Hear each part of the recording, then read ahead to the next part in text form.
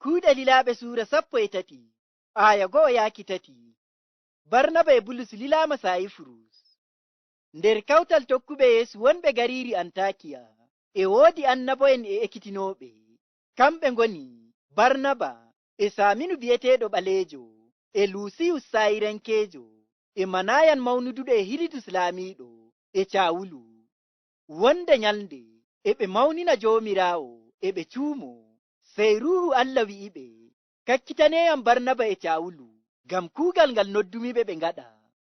Gaɗa ɓe cuumake, ɓe ngaɗii do'aare, ɓe njowani Barnaba e Caawulu juuɗe, ɓe mbarkiɗiniɓe, ɓe ɗoftiɓe ɓe ndilli.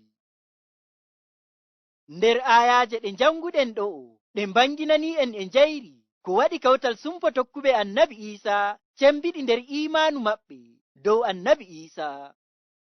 Fii arandejum ko sembiɗi iimaanu maɓɓe woni ekkitinol wolde Allah.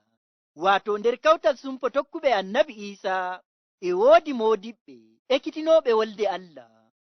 Ngam non ɓe ngaɗi ka ekkitinki yimɓe wolde Allah haa ɓe paami laawol Allah boɗɗum. Fii ɗiɗaɓum ko sembiɗini iimaanu tokkuɓe Annabi Iisaa arande en woni do'aare e suumaaki.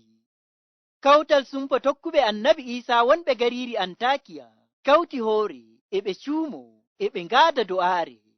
Ɗum bo ɗawti ɓanninkiɓe haade Allah Joomiraawo. E non ɓe sembiɗi nder iimaanu maɓɓe dow Annabi Iisaa.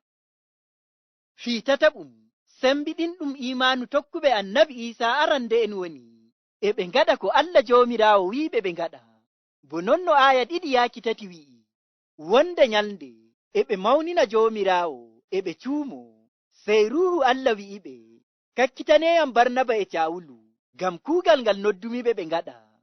Gaɗa ɓe cuumake, ɓe ngaɗii do'aare, ɓe njowani Barnaba e Caawulu juuɗe, ɓe mbarkiɗiniɓe, ɓe ɗoftiɓe ɓe ndilli, ngam ɓe kuwa kuugal ngal Allah Joomiraawo noddiɓe ɓe kuwa. Waato ɓe ngaajina habaru belɗum ɗum kisndam ɓii Aadama diga hakke e kiita Allah gareka nyalnde darngal barka hoolaaki Annabi Iisaa. Non bo Barnaba e Caawulu dilli, ngaɗi ka yiilaaki leyɗe e gariije e ɓe ngaajina habaru belɗum ɗum Annabi Iisaa. E non haa yimɓe ɗuɗɓe tuubi, koolii Annabi Iisaa warti kisnooɓe diga hakkeeji maɓɓe e kiita Allah gareka nyalnde darngal. Bo non no nanten nder ayaaje ɗe njangeten yeeso ɗo'o.